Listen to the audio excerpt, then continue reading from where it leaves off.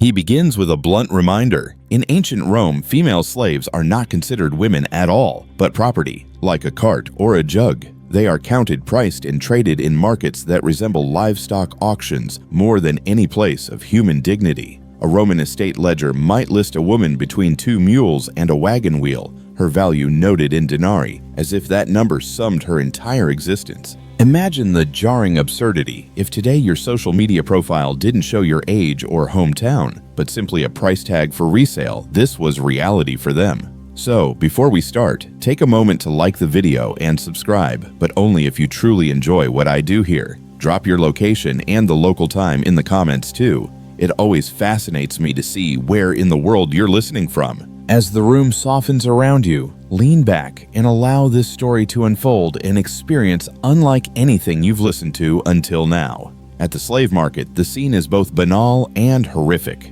Men in tunics haggle loudly, inspecting bodies with the same practical detachment used for clay pots. The young and unblemished are more expensive, the older or visibly worn cheaper, and the women bearing children may have their offspring included in the sale, like a 2-for-1 deal. Buyers pinch arms, check teeth, and pull hair, assessing quality. It looks like commerce, but it reeks of degradation.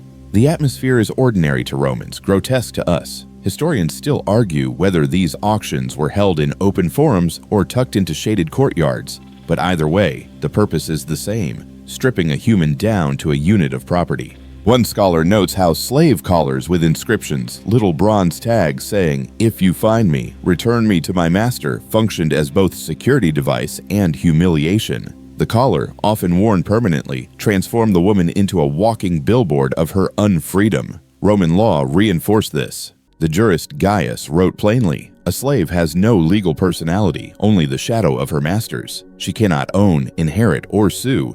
If she's injured, the damages go not to her, but to the master who owns her body." Modern people complain about fine print in user agreements. Roman slaves were the fine print, their entire identity dissolved into legal property. Still, the empire found room for absurd details. One quirky tidbit: some wealthy Romans paid extra for imported slaves from specific regions, believing Thracian women made better servants or Cappadocian women were stronger workers. It was racial profiling 2,000 years before anyone coined the term. A collector's mentality infected the market. Imagine treating human beings like Pokemon cards with regional variants. At the core of all this is money. Rome thrives on conquest, and every war brings more captives. Victorious generals funnel thousands of women into the markets, driving down prices to the point where a healthy female slave can sometimes cost less than a donkey. Economists studying ancient price data compare spikes and drops in slave values to today's stock markets.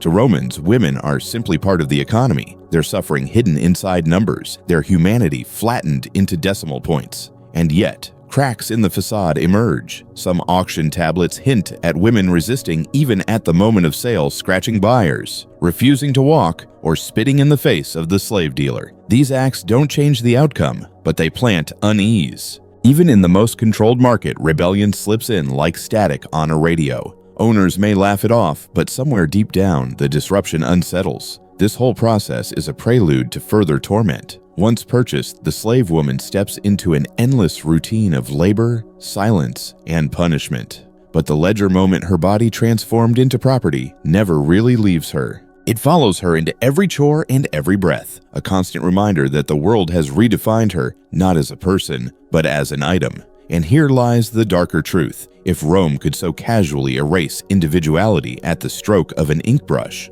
what other degradations waited once the doors of the household closed? The answer is worse than the marketplace whispers. She is carried from the market to the domus, the Roman household, where the transformation from commodity to labor machine is complete. The walls of the estate swallow her, and the rhythm of servitude takes hold. Dawn is no longer a natural event, but an order. She rises when commanded, not when rested. The tasks unfold in a grinding sequence, kneeling over millstones, turning grain into flour until her shoulders burn, weaving long hours, her hands calloused from threads, stoking fires that never seem to stay lit, fetching water across courtyards where her feet ache against uneven stones. It's not dramatic like the gladiatorial arena. It's worse. It's mundane. And mundanity repeated daily is its own torture. A modern person might complain about Monday emails, but imagine emails that never end, where every keystroke is dictated and your inbox owns you rather than the other way around. That is the life she endures, except with smoke in her eyes and no ergonomic chair. The household hierarchy magnifies this misery. Female slaves are divided into tasks, each reinforcing their invisibility. The kitchen slave toils near flames, coughing in smoky darkness. The weaving slave lives in thread and dust. The nursemaid, ironically trusted with a master's infant, has less autonomy than the child she rocks to sleep. Each assignment sounds practical, but all are cages. The mistress of the house often enforces this hierarchy with cruelty sharper than the master's, perhaps jealous, perhaps bitter, perhaps simply rehearsing the only power Roman society allows her. Historians still argue whether some households permitted slaves to keep tiny peculium, a personal savings fund technically owned by the master, but sometimes used by the slave as if it were hers. Did this small financial illusion bring hope, or was it simply another trick to bind loyalty? Nobody agrees, though one cannot help thinking it resembled dangling a carrot at the end of an endless track. Small humiliations define the day. She may be ordered to carry water while others watch, her sweat treated as entertainment. If she slows, insults follow. If she errs, the punishment could be as small as a slap or as public as being forced to kneel in silence while dinner guests chuckle. Romans valued spectacle even in discipline. For her, laughter becomes a whip louder than any strike. Yet within these routines lie curiosities. A quirky tidbit emerges from surviving graffiti in Pompeii, where enslaved women are sometimes mocked in scribbles. The maid sleeps standing. One wonders, was this insult literal, a cruel note that she never rested, or a cutting metaphor for her fatigue? Either way, the humor carved in stone is a reminder that exhaustion was entertainment. Ancient Rome, ever inventive, could turn even a yawn into a punchline. Evenings do not bring relief. If guests dine, she stands nearby, pouring wine, hands steady under threat of punishment. The food she prepares, she rarely tastes. The wine she pours, she never drinks. Watching delicacies vanish while hunger gnaws inside her is another layer of torment. She is present at every celebration, but never part of it, a ghost among revelers. The cruelty here is not only physical, but psychological, to see pleasure without ever touching it. Scholars describe Roman slavery as total institution, meaning every part of life is controlled. That phrase sounds academic, but imagine never choosing what to wear, when to eat, or even when to breathe deeply. Totality is not theatrical chains, but the erosion of choice in small, repetitive slices. Over months and years, it wears away identity until only obedience remains. This is the silent torture. No blood, no whip, just unrelenting control. Despite this, traces of resistance flicker in the records. A tablet mentions a slave who misplaced keys 3 times in 1 week, a subtle sabotage that slowed her mistress's movements. Another account notes a woman who spilled wine by accident directly onto a guest's toga, forcing the household into frantic apologies. Such moments might sound trivial, but for someone stripped of agency, a clumsy act can feel like a battle won. Imagine the satisfaction of making your boss trip over their own ego, multiplied by centuries of repression. The labor also carries bodily cost. Grinding grain, for instance, was infamous for deforming posture and shortening lifespan. Archaeologists studying skeletal remains of Roman slaves often find warped knees and spines, evidence of endless kneeling and heavy lifting. The body itself becomes a historical document written not with ink, but with pain. In this way, every scar and deformity is a testimony Rome never cared to write down. And yet, alongside this brutality, Romans could be absurdly meticulous. Some manuals for estate management describe the precise allocation of tasks, how many hours should be spent grinding, how much weaving per day. One even advises rotating chores to avoid excessive damage to the property. The phrase property here means human beings. It's a cold efficiency, like a corporate memo telling managers to maintain their laptops by not overcharging batteries. Except here, the device has a pulse. Nightfall is not freedom either. She may share a cramped sleeping space with others, whispers mixing with snores, dreams interrupted by fear of the next day. Sometimes the household assigns her to sleep near the baby's crib, ready to wake at every whimper.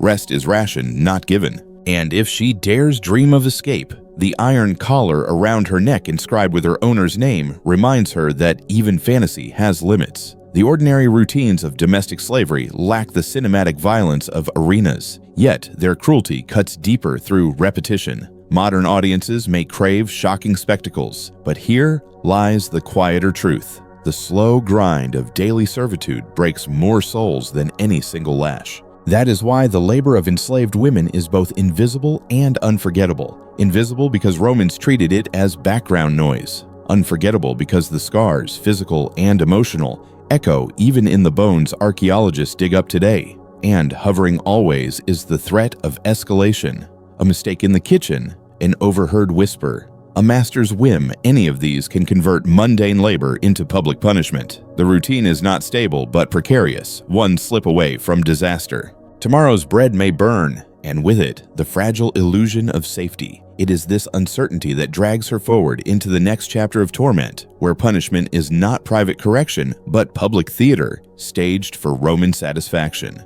The line between work and punishment is so thin in ancient Rome that sometimes it disappears entirely. A wrong look, a stumble with a jug of wine, or simply existing in the wrong mood of a master can transform a day of labor into a spectacle of pain. The Roman household is a theater, and female slaves often become unwilling actors in performances designed not for justice, but for entertainment. When a slave woman disobeys, the punishment is rarely quiet. Romans relish public display, and discipline is meant to teach not only the individual, but everyone watching. She might be forced to kneel in the atrium while guests arrive, her humiliation doubling as a cautionary tale. Imagine your manager forcing you to stand in the office lobby with a failure sign around your neck. Now, remove the salary, HR policies, and labor rights, and you begin to understand how bleak the comparison really is. One mainstream fact surfaces from legal records. Roman law explicitly allowed masters to punish slaves with beatings, branding, or shackling.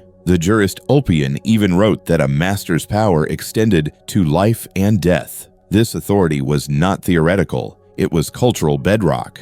Owners might not always kill their slaves, but the threat lurked like a shadow behind every command. A woman never forgets that her body belongs to someone who could, legally and without repercussion, end her life on a whim. The punishments are varied, some strangely ritualized. Branding with hot irons, for example, was not just about marking a runaway, but also about transforming her flesh into property tags. The mark, often letters like FUG for fugitivus, announces forever that she once dared to run. Historians still argue whether branding was common across households or reserved for larger estates where slave turnover was higher. Some scholars insist it was rare, while others point to archaeological evidence suggesting it happened often enough to terrify.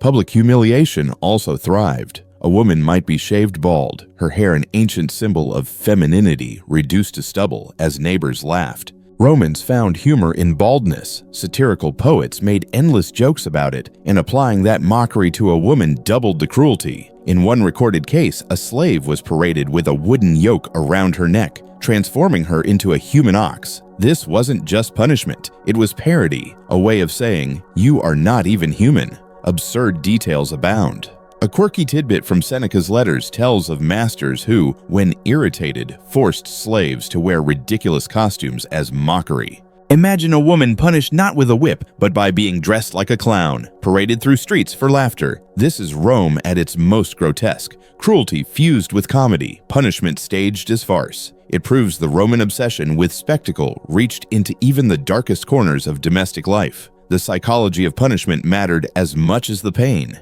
Fear was currency, and the master spent it lavishly. A beating in the kitchen was never private. Other slaves were made to watch, the sound of lashes echoing off stone walls like an unpaid debt. Each strike told the audience, "Step out of line, and this is your future."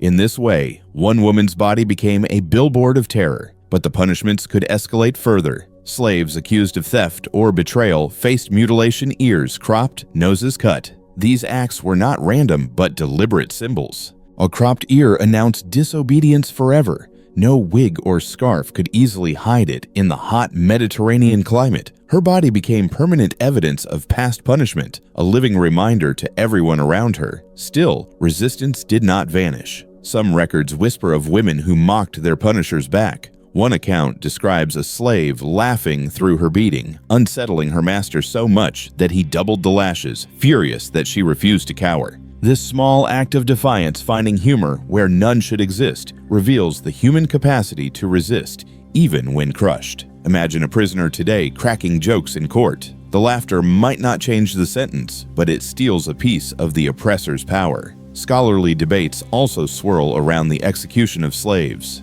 Were women regularly forced into arenas as punishment, or was that reserved for men? Historians still argue whether female slaves appeared often in the Colosseum, or whether their punishment stayed within domestic and urban spaces. Evidence is fragmentary. A mosaic here, a poem there, each piece hinting but never confirming. The uncertainty itself reveals how Rome erased these women twice, once in life, once in memory. Yet, despite the cruelty, Romans considered punishment an art of balance. Estate manuals caution against excessive discipline, warning that too much brutality damaged property value. A dead or crippled slave could not grind grain, and productivity mattered, so punishment, in the coldest economic sense, was about control rather than annihilation. The irony is painful. They avoided killing not out of mercy, but out of accounting. Imagine a modern CEO saying, "Don't fire too many workers, it lowers stock prices." Practicality masquerades as kindness. The cultural appetite for spectacle explains why some punishments looked theatrical. Romans adored watching pain transformed into performance. A punishment in the forum could draw crowds, neighbors gossiping as a slave was whipped before the public eye. One could even argue that punishment served the same function as reality TV does now, a blend of entertainment and moral lesson. The suffering of one became a story consumed by many, but these stories rarely ended. For the punished woman, scars lived on long after the crowd dispersed. Each new day, she carried not only her chores, but also her history etched into skin and memory. Even silence became heavy, filled with the echoes of past humiliations. And hanging above all this is the cruelest truth. Punishment is never the end, only a prelude. For women, their bodies are not just tools of labor or targets of discipline, but vessels of reproduction, commodities tied to future generations. When punishment recedes, a new exploitation looms, one even more intimate, even more inescapable. What begins with chains and whips inevitably turns toward the cruel accounting of fertility, where a woman's very womb is drafted into Rome's economy. The audience thinks the show is over, but the next act is darker still. After punishments fade, the deeper cruelty surfaces. Rome does not merely own her arms and legs, it claims her womb. A female slave's body is capital, a machine for producing both labor and profit. The language of the time is chillingly direct. Jurists speak of verni, children born in the household, as property from the moment of birth. No ceremony, no waiting period. The child opens its eyes and already belongs to someone else. Imagine being told that every child you bear will be stamped with another person's name, like a factory product. That is the arithmetic of Roman slavery. It's not sentiment, it's bookkeeping. If a master invests in a young woman, he isn't thinking about her happiness, he's calculating her reproductive yield, a future line of workers for his fields, kitchens, or market stalls. Economists studying ancient records note how estate inventories sometimes list children as pending assets, as though babies were financial forecasts. If this doesn't feel grotesque, you're not paying attention. Historians still argue whether masters deliberately bred slaves like livestock or simply exploited births when they happened. Some say systematic slave breeding programs existed on large estates. Others caution that evidence is thin, and much of what we assume comes from later exaggerations. But whether organized or incidental, the result is the same. Women reduced to reproductive engines. The human cost is staggering.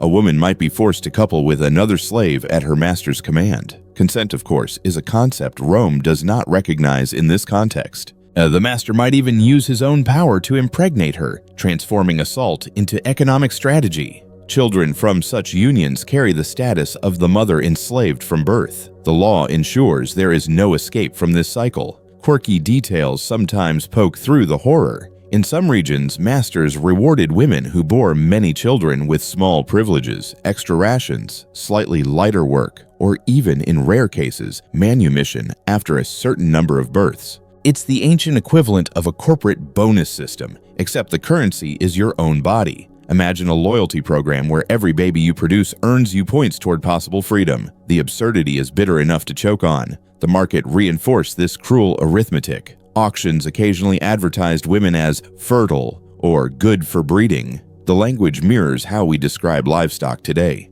A teenage girl, strong and healthy, might fetch a higher price not only for her immediate labor, but for the children she was expected to bear. Roman buyers weren't just purchasing a worker, they were investing in a future generation of slaves. Her very fertility was commodified like an orchard's capacity to bear fruit. Inside households, this commodification played out in quieter, more insidious ways. A slave mother might be ordered to nurse her master's child alongside her own, her milk literally divided between classes. Ancient medical writers even discuss which women make the best wet nurses, grading them by diet, complexion, and temperament. It's dehumanizing to read, a human mother reduced to a resource catalog, as if she were a jar of olive oil. Yet these same mothers carried immense emotional burden. Imagine loving a child while knowing it does not belong to you. Any day, that child could be sold away, parceled off like surplus grain. Some women tried to shield themselves by distancing their emotions. Others clung fiercely, risking punishment to protect their children.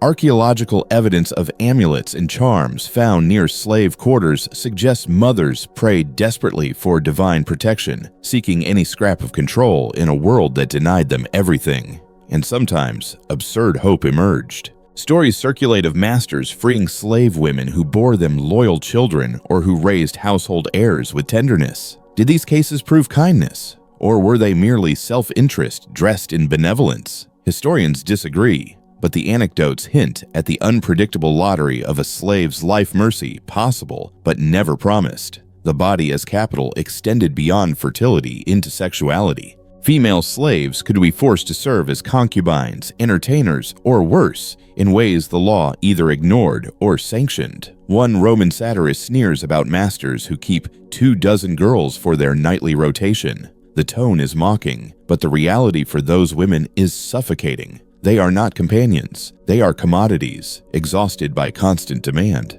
and the household complicates it further. The mistress of the domus may seethe with jealousy at these arrangements, directing her anger not at the master, but at the enslaved woman. Punishments could follow: harsher chores, public humiliations, shaved heads. The slave woman becomes a pawn in marital politics, blamed for sins she cannot refuse. This dynamic raises one of the most chilling debates. Was survival itself a form of resistance? Some argue that by enduring, by bearing children, by refusing to collapse, these women preserved fragments of humanity that Rome sought to erase. Others counter that endurance is not resistance, but submission, forced by circumstance. The truth may lie in between, survival as both a concession and a quiet defiance, a way of saying, "You will not erase me entirely," and Rome's hypocrisy never ends. While Roman literature praised motherhood as a noble ideal for free women, it simultaneously stripped enslaved women of any sanctity in childbirth.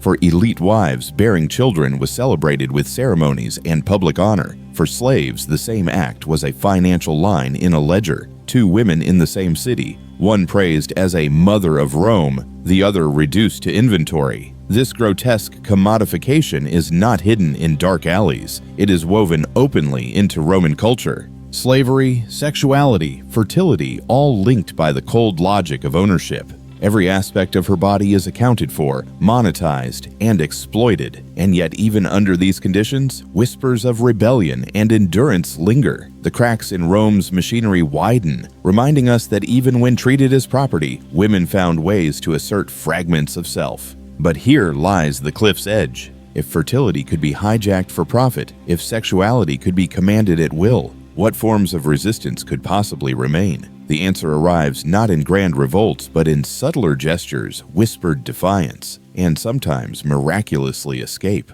Whispers pass in the dark, quiet as the rustle of straw in a crowded slave dormitory. Women trade tiny stories of defiance. A mistress's dress ruined by hidden soot, a silver cup misplaced until it conveniently reappears scratched, a loaf of bread padded with too much salt so dinner guests squirm and cough. None of these actions end slavery, but each offers a fleeting sense of power. In Rome's machine, even the smallest sabotage feels like victory. Resistance among enslaved women rarely looks like open rebellion. Rome crushes uprisings with terrifying efficiency. The Spartacus revolt is remembered precisely because it was so rare, and even then, women's roles in it are written out or reduced to footnotes. Still, there are hints. One ancient chronicler notes that female slaves carried supplies and even fought alongside rebels in moments of desperation. Their presence unsettled Romans because if women, the group most devalued, dared to pick up weapons, what did that say about the fragility of Rome's social order?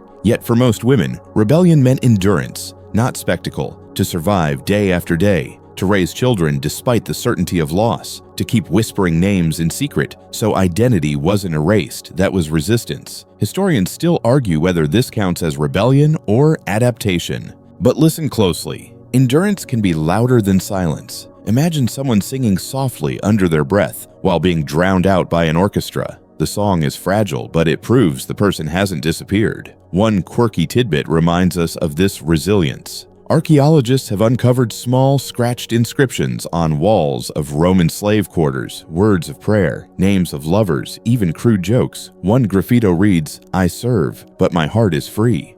Whether written by a man or woman, the sentiment echoes defiance across centuries. Even in a world determined to own every part of them, enslaved people carved proof that their minds remained untamed. Escape was the most daring act. Some women slipped into the chaos of cities, hiding among crowds. Rome's size, ironically, offered cover. In a city of nearly 1 million, one runaway might vanish if luck held. But collars with inscribed warnings, networks of informants, and rewards for capture made freedom precarious. A runaway woman risked not only her own life, but the punishment of anyone who helped her. The odds were stacked so high that each successful escape feels miraculous. Think of it, walking away from a system designed to track every breath you take, with no maps, no money, and no allies who could be trusted. Even without running, subtle acts of self-preservation mattered. Some women formed bonds with each other that functioned like secret families. They shared food,